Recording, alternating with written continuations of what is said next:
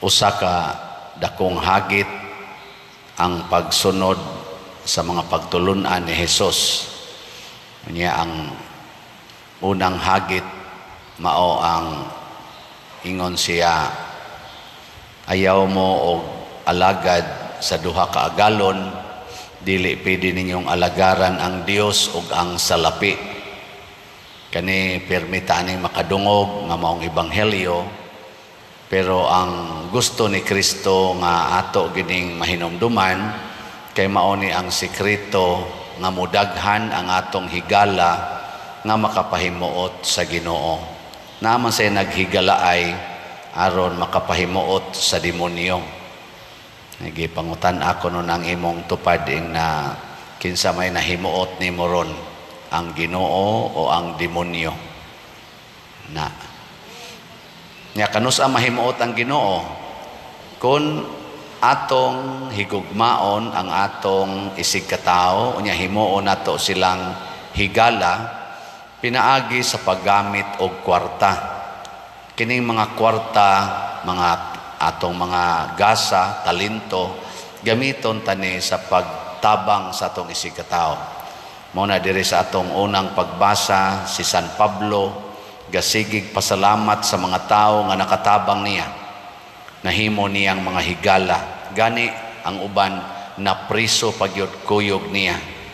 Ingon ana ang paghigalaay, ana bang mag-inunungay ba, dili mag-away, dili magsigi og binugnuay.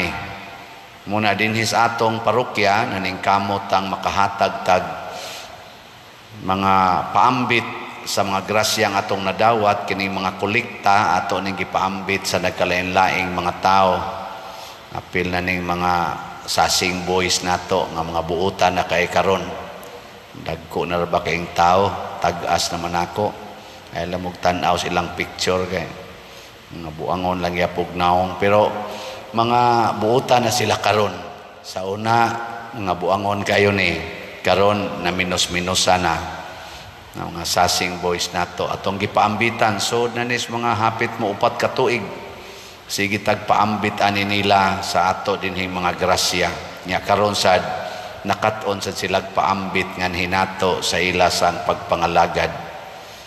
Nindot kay tan-aw no nya si Saint Martin of Tours sa iyang pagka-obispo o pagka-religious, iyang gitudluan ang mga pari nga maghiusa. Munang sige siya lakaw-lakaw sa lain-laing mga lugar aron iyang hiusahon katong na nag-away nga mga pari, iyang tagaan og tambag aron magkahiusa. Nga igsuon kasagaran gid natong awayan kana gyung mag-ilog nata sa atong kwarta or sa mga butang nga mapalit og kwarta. Nya ang makapahiusa pud nato kanang maghinatagay tag kwarta. Nga bitaw na panahos eleksyon, magkahiusa silag butar kay matod pas istorya wa man sa ko kapruiba nga ako yung naaktuhan, hatagan og kwartas mga politicians. Nya kadtong nakadawat og kwarta, musunod to, mubutar to sa partido nga nagsigig hatag nilag kwarta. Nya dili lang unta na panahon sa dunatay magpapili ana eleksyon, kana yung manghatag tag kwartas mga taong dili makabaos nato. Mao nay pinakanindot. Nya mo nay giingon ni Kristo diri sa atong ebanghelyo nga naingon siya, pagbaton kamog mga higala dinhi sa yuta pinaagi sa mga bahandi ninyo aron ini kahurot na niining inyong mga bahandi. Timan iyang word ha, ini kahurot. Sa ato pa ato gid ang ipanghatag ang atong mga bahandi hangtod mahurot. Nya duna moy puntos ditos langit matod pang Kristo aron ini kahurot na niini dawaton kamo didto sa walay katapusang puloy-anan.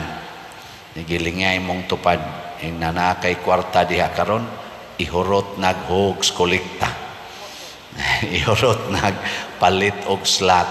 Ara dili kay magpunay pangayo hatag nabitay regular gini siya bisag asa ko mumisa ambot nganong makahibaw sad siya batan-on man ni siya ligon paglawas. Muadto gina siya, muanhi dinis parokya, muadto asa ko magmisa. Gahapon na sad, dito na pod siya sa IC3. Nya, mag-smile-smile dayon. Nya, mukalit dayog ingon, pader, na kay para pamliti diha, nata ko'y plitihanan, wa na ko'y kwarta. Nako, pirmi magidinimong buhaton. Nako, lagsik magikaglawas dong. Kanus aka ka makaton og panghatag, no? Kanang di na unta ka magsigig pangayo para las imong kaugalingon. Og mangayo man ka, parihan na itong gibuhat, baligya tagslat para sa uban. Nako, pagkat og hatag dong, aron dili na ka magsigig pangayo sa imong kaugalingon. Mo na ingong Kristo. Nya, matod pastubag nato sa Salmo, daygon ko sa kahangturan ang imong ngalan o Ginoo. Pinaagi aning atong pagsigig panghatag ang mga tao mudaig sa Ginoo. Labi na gyud kun ato ning gihatag tungod kay nahigugma tas Ginoo, pinaagi sa atong isig katao. Muna kamong namalit og slots dinhi, aning atong sitiyo, kaning atong disap.